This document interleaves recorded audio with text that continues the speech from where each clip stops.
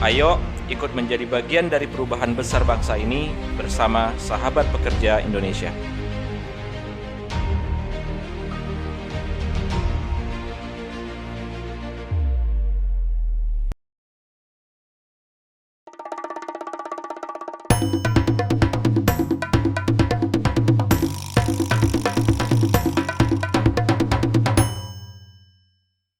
Sahabat pekerja, kembali dengan saya Hari Salputra dalam OPEK, obrolan pekerja. Tadi Kang Li sudah menceritakan kepada kita bahwa salah satu kunci sukses itu adalah komunikasi. Dan beliau juga sempat menjadi trainernya value dari Stephen Covey, Seven Habits, bagaimana mengajarkan kita untuk memiliki habit kebiasaan yang efektif. Dan salah satu cara prakteknya adalah bagaimana beliau menaklukkan calon istri dan calon mertuanya. Kita dengarkan perbincangan bersama saya, Hari Salputra. Kang Li, tadi kan Ya, kita ya, potong, Mas. sebenarnya sengaja dipotong Kang Li. Ini saya ngeri-ngeri sedap nih. Wah, dibongkar begini nih. Nah, ini Waduh. kan menarik nih. Jadi biasanya kan begini, ketika orang itu lulus kuliah, itu selalu bicaranya jabatannya apa. Ya, Dengan jabatan atau mungkin punya rumah, punya segala macam itu berani melamar pekerjaan kepada orang tua. ya. Modalnya adalah benda. Nah, sementara Kang Li sebagai seorang komunikator, seorang trainer, tadi bilang kuncinya komunikasi. Itu Ya. gimana kok bisa menaklukkan si Betul. prinsesnya gitu. Iya, saya sadar betul kalau bicara harta benda saya nggak punya, Mas. Gitu. Jadi kalau harus nunggu itu dulu, waduh, mesti Kapan nunggu gitu ya? kapan gitu kan? Ya, itu satu. Jadi kalau jabatan ya nggak ada juga gitu kemudian ya. Orang tua saya dari kalangan menengah apa bawah malah gitu ya. Apalagi gitu kemudian. Nah, maka saya belajar. Saya dididik di HMI juga, Mas, waktu itu ya. Dan saya lihat bagaimana orang-orang HMI misalnya bisa berkomunikasi sangat berani gitu kemudian. Meskipun lama-lama saya pikir ini orang ngomongnya sih cuman gitu-gitu doang tapi Tapi PD-nya gila ya. tapi pedenya gila gitu ya. Dan kemudian bisa ngomong lama, mau isinya cuman itu aja satu poin itu sebetulnya. Oh, kok bisa gitu. Ya, dari situ saya belajar gitu ya, berkomunikasi itu, bagaimana ngobrol, bagaimana bertanya, bagaimana merespons begitu kan. Bagaimana bisa antusias gitu ketika orang mendengarkan dan seterusnya itu. Dan percayalah semua orang itu sangat senang didengarkan. Oke. Ya, sangat didengarkan. Nah, saya jadi betul-betul belajar jadi good listener begitu ya. Bagaimana bisa mendengarkan dengan baik, bagaimana bisa kok bisa begitu. Gitu ya. Itu yang ekspresi kecil yang kemudian orang bisa curhat gitu dan seterusnya itu. Nah, kebetulan waktu itu tadi LPSDN Smart yang saya sempat mention itu kita adakan kelas, quantum class namanya. Quantum class. Ya. Oke. Itu isinya 7 Habits ditambah quantum learning. Oh, Nah, dulu oke. ada Bobby buku DePorter atau Bobby apa DePorter, gitu ya? betul, dua itu ya. Isinya itu gitu kemudian. Plus tambah ada games tentu saja, ada macam-macam lagi lah gitu kemudian. Nah, karena di kelas itu kelas itu untuk anak SMA dan untuk mahasiswa gitu ya. Banyak peserta tuh yang kemudian Termasuk calon termasuk calon istri saya itu gitu kemudian ya. Calon istri saya jadi peserta dan seperti biasalah kalau peserta ke trainernya begitu ya, itu Respect lah ya. ada respect, ada kagum dan seterusnya begitu kan. Dan saya incar betul itu ketika wah, ini ada satu nih yang bisa saya incar nih gitu ya. Ya saya incar betul gitu. Ya saya dekati dan seterusnya itu. Ya. Dan suatu ketika libur begitu ya, calon istri ini bisa terus didekati lah gitu ya, dan sampai pada tingkat saya nggak pernah nembak untuk jadi pacar begitu ya. Saya malah menyampaikan mau nikah sama saya enggak gitu ya. Ya dia kaget tentu saja, tetapi jawabannya ya ketemu orang tua lah gitu kan. Wah, itu udah lampu hijau betul gitu kan. Udah lampu hijau, itu sudah aman lah gitu dengan dianya. Ya, ayo gitu kemudian berkenalan dengan orang tua dan seterusnya. Ya. Dimulai dengan membukakan pintu pagar. Ya, rumah calon mertua gitu dan kemudian berkenalan dan seterusnya. saya ingat betul waktu itu saya manggilnya Bu Haji dan Pak Haji gitu ya. Ya saya perkenalkan diri saya sampaikan visi visi hidup ya. saya seperti apa dan seterusnya itu. Ya. Dan calon mertua saya waktu itu nggak suka, Mas. Oh, oke. Ya. Walaupun jago komunikasi, ternyata Iya. belum tentu disukai juga ya. Betul. Iya. Itu beliau nggak suka itu dengan saya. Ya. Beliau ini dari Banten, Sunda banget, Islam banget gitu ya. Dan saya ya meskipun saya Muslim, tapi kan saya Tionghoa, Mas. Belum pernah ada dalam keluarga besarnya itu yang menantunya itu adalah seorang Tionghoa itu. Sampai sekarang juga belum pernah ada tuh. Ya, mantu-mantu cucu dan seterusnya itu yang Tionghoa nggak ada, itu cuma saya sendiri gitu ya. Maka saya dijauhkan dari calon istri itu, calon istri saya kemudian ditugaskan orang tuanya untuk ke kampungnya gitu. Jadi dititipin ke teman papa itu, si Pak Haji ini itu. Supaya Kang Li nggak ketemu. Supaya jauh itu. Jauh. Ya, itu sampai ke Pandeglang, ya, gitu kampung halaman di Pandeglang ya. Iya. Untuk mengelola jadi manajer unit usaha di sebuah pesantren. Sudah lulus tuh pada saat itu. Sudah selesai ya. Sudah selesai. Jauh banget gitu. Iya, karena hati kami sudah berkait lah begitu ya. Saya datangi begitu ke Pandeglang sana. Luar biasa. Ke Menes itu bahkan ya lebih jauh lagi. Dan kemudian saya temui bahkan teman dari Pak Haji dan Bu Haji ini, si Mamah dan Papa itu, namanya Bu Neng. Ya, Bu Neng teman ini yang punya pesantren wirausaha Baitul Hamdi. Nah, di sana saya temui Bu Neng. Nah, malah komunikasi saya ke Bu Neng yang berhasil. Gitu. Ya. Saya sampaikan bahwa ya kami saling mencintai dan seterusnya lah begitu ya. Sudah sepakat untuk membangun rumah tangga begitu. Ayo ikut menjadi bagian dari perubahan besar bangsa ini bersama Sahabat Pekerja Indonesia.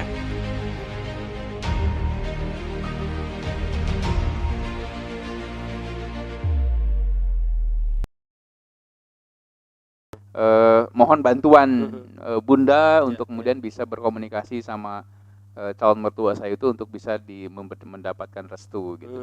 Nah, Bunda Neng ini yang kemudian malah memperjuangkan kami satu dengan betul. Dan alhamdulillah kemudian karena Bunda Neng yang komunikasi gitu ya berhasil dan kemudian malah Bunda Neng ini yang jadi event organizer. Jadi ya. Complang betul, gitu ya. Jadi Complang menyiapkan tempat gitu ya di pesantren Baitul Hamdi itu sehingga saya dan istri saya menikah di pesantren Baitul Hamdi itu. Kang Li kan gitu. ini menarik ini, ada seorang yang ibaratnya bukan bagian dari keluarga Kang Li ingin membantu. Iya. Pasti kan ada satu value yang dia lihat dari Kang Li. Boleh sharing nggak Kang Li? Kenapa kok dia trust? Ini kan orang lain nih, ibaratnya tiba-tiba masuk ke dalam komunitasnya mereka dan itu harus kayak ini cocok nih kayak jadikan atau gimana tuh? Iya, saya hanya bisa menduga tentu saja ya. Kenapa sih Bunda suka dan kemudian malah memperjuangkan kami gitu. Yang pertama Bunda Neng dan Ayah Ari suaminya itu adalah alumni IPB juga. Gitu ada ya. IPB connection di situ ya. IPB connectionnya ada gitu. Saya IPB juga gitu kan, IPB juga gitu. Itu satu. Yang kedua kemudian saya sampaikan, ini pesantren luar biasa, punya potensi yang hebat, sehingga bisa maju bukan hanya pesantren tapi masyarakatnya, saya bilang. Ya, ini bisa jadi lokomotif kemajuan di Menes ini gitu kemudian. Itu yang saya sampaikan ke Bunda. Ini ide-ide saya Bunda untuk kemudian bisa membuat Baitul Hamdi ini kemudian bisa maju. Dan saya komit, saya bilang menikah dan saya akan tinggal di sini. Ya, untuk bisa ikut memajukan Baitul Hamdi. Gitu. Dan mungkin karena itu kemudian Bunda suka begitu dan ikut memperjuangkan, memperjuangkan dan memfasilitasi pernikahan gitu ya. Itu Mas. Iya. Artinya tetap yang adalah visi ya. Visi seorang Supardili yang ingin memajukan pesantren dan tentunya punya komitmen. Karena kan gini juga, ada orang yang cuma punya ucapan, punya visi, tapi kalau begitu mau nggak kalau tinggal di sini? Kan nggak ada juga seperti itu kan. Ya, Tapi Kang betul. Li mau, berani di situ ya. Yes, saya mau banget. Kan ada Alasannya istri apa saya, ya kan? Kalau nggak saya nggak dapat istri kan repot itu, ya. Iya. Lumayan juga tuh usia sudah lumayan lah 25, 26 lah 26 gitu ya. kan. Udah mepet juga gitu kemudian kan waktu itu. Iya. Gitu. Berapa Dan tahun Kang Li sekali? Di sana berapa tahun? saya menikah 2003, 2003. kemudian saya mengelola Baitul Hamdi, jadi guru, membangun juga unit bisnisnya untuk Baitul Hamdi itu sampai 2006. 3 tahun ya. Ya, 3 tahun di sana sampai kemudian saya mendapatkan peluang untuk kembali ke Jakarta mengelola Institut Kemandirian. Kemudian Itu pertama itu gitu. ya berarti ya. Ya. Dapat grant dari apa itu membuat Inmind itu. Betul. Istri ikut pada saat itu atau istri masih di Istri masih di Pandeglang. Oh, Istri masih di Pandeglang. Jadi Jadi balik berarti ya. saya kemudian berhasil itu kan di tender Mas. Ya, Institut tender. Kemandirian di tender. Kabarnya sampai 90 proposal Oke. begitu. Ya, ada 10 proposal yang kemudian presentasi, maju presentasi termasuk proposal saya dan sahabat saya yang hebat Bang Jay, Oke. Zainal Abidin. Kita presentasi dan kemudian alhamdulillah kami yang kemudian mendapat dipilih oleh tim panelis waktu itu untuk mengelola Institut Kemandirian. Termasuk Ibu Dewi Motik sama Pak Eri Sudewo ya pada saat itu kalau salah ya. Panelisnya ya ada Ibu Dewi Motik, ada Pak Eri Sudewo, ada Pak Wahyu Saidi, Pak Yusaidi, Ya. Bakmi Langgara. Bakmi Langgara, Bakmi Tebet Ya. waktu itu. Dan kemudian ada beberapa yang dari manajemen Dompet Duafa tentu saja waktu itu. Ya. Sehingga 2006 saya harus pindah ke Jakarta, numpang di rumah mertua lagi gitu ya. Oke. Kan mertua di Depok Ya, di Pak Haji itu ya. Iya. Sekarang manggilnya sudah mamah papa. Nggak Sudah boleh direstui. sudah direstui ya. Sudah direstui.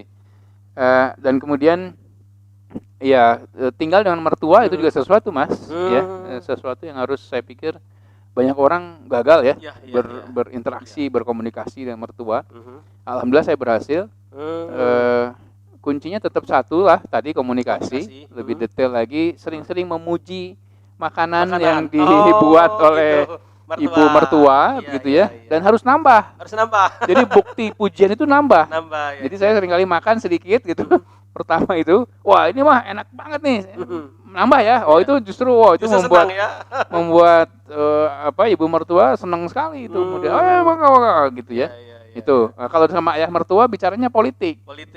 Ya, karena ayah saya dari Menes, jiwanya juga jiwa politik, pernah memimpin partai politik juga, gitu ya di Pandeglang. Bicaranya politik gitu. Kalau bicara politik, sudah ada background HMI sehingga iya nyambung. betul. Kalau bicara politik ya di HMI ini banget lah. Iya. Gennya HMI kan politik lah gitu ya, sehingga bisa nyambung gitu kemudian. Ya, tetapi yang paling penting tadi dari komunikasi bagaimana kita mendengarkan ya. Kita mendengarkan, memuji, respon dan seterusnya, bertanya gitu. Sehingga mitra bicara kita bisa enak mengeluarkan pengetahuannya, pengalamannya, ide-idenya, gagasannya dan seterusnya. Itu Mas. Terus setelah dengan mertua itu titik balik untuk mandiri, artinya lepas dari mertua itu apa itu Kang Li? Iya, karena saya sendiri ya, sendirian gitu, keluarga masih di Pandeglang, istri saya dan anak saya yang pertama 2 tahun lah seingat saya ya, 2006 sampai 3 tahun ya, sampai 2009 gitu. Saya bolak-balik itu, kalau hari Jumat saya pulang ke Pandeglang, ya. Senin pagi saya kembali ke Jakarta gitu. Ya itu 3 tahun. Dan berat juga gitu kan, tinggal sendirian gitu ya, sementara jauh ada anak istri dan seterusnya, sehingga di 2009 kita putuskan ayolah kumpul ke sini gitu ya. Dan alhamdulillah waktu itu ada salah satu peserta Institut Kemandirian yang sebetulnya dia punya perusahaan gitu ya. Ketika kita ngobrol-ngobrol, wah saya butuh karyawan nih gitu ya. Saya tawarin istri saya itu. Istri saya ada nih lulusan IPB juga loh gitu ya. Ya insya Allah bisa bagus lah gitu. Berkenalan dan seterusnya, alhamdulillah diterima. Jadi istri saya bekerja dengan beliau, Uci namanya, ya, Uci Nasution, di perusahaan penjualan komputer gitu, ya. Dan saya tetap di Institut Kemandirian untuk kemudian bisa pindah sama-sama kemudian di rumah mertua Di rumah juga mertua gitu, juga. ya, di rumah mertua juga kemudian, gitu Mas. Artinya tetap ada alasan kenapa istri harus pindah dari Pandeglang ke Jakarta. Karena sudah disiapin dulu infrastrukturnya gitu ya. Oh iya, Iya, iya, betul. Oke. Karena ya tentu saja istri saya kan juga bekerja di sana ya, mengelola unit bisnis pesantren. Kalau di sini cuma jadi ibu rumah tangga kayaknya bukan dia banget gitu kemudian. Betul. Ya, dia pengen juga beraktivitas dan seterusnya itu, gitu Mas. Terus apa sekarang Kang Li yang Kang Li lakukan aktivitas pasca, kan nggak mungkin selamanya ikut mertua kan, harus mandiri. Iya, Itu apa betul, yang akhirnya betul. memutuskan sudah kita cukup, kita akan mandiri seperti itu. Iya, kalau mandiri yang disebut itu harus keluar dari rumah mertua, punya rumah sendiri, itu kita tidak pernah Mas. Oh, Ya, oke. karena mertua saya ada 2 rumah gitu. Yang satu ya milik beliau, yang satu lagi kemudian ya sudah dipakai aja Pakai aja. gitu. Itu salah satu yang saya syukuri betul ya. Karena punya rumah Mas hari gini ya. Ya, meskipun sekarang ya karena kondisi harus direnovasi dan seterusnya, tetapi waktu itu sesuatu anugerah yang luar biasa lah gitu ya. Ya, siap. Baik, kita Gitu Mas. dulu. Sahabat pekerja, ini luar biasa, masih ada satu yang belum diungkapkan oleh beliau, bagaimana beliau akhirnya bisa menjadi trainer nasional. Kalau dulu hanya sebatas mungkin kampus, siswa atau mahasiswa, tapi hari ini sudah bisa menginspirasi banyak orang. Tetap di OPEK, obrolan pekerja, bersama saya Hari Salputra setelah pesan berikut ini.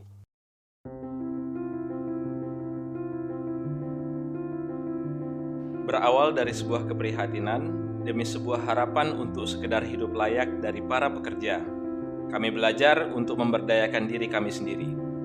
Kami bahkan belajar untuk mengadvokasi sahabat pekerja secara mandiri. Kami telah memulai kolaborasi proyek teknologi informasi, lokakarya sahabat pekerja, dan expert sharing dengan menghadirkan pekerja profesional di bidangnya. Ayo ikut menjadi bagian dari perubahan besar bangsa ini bersama Sahabat Pekerja Indonesia.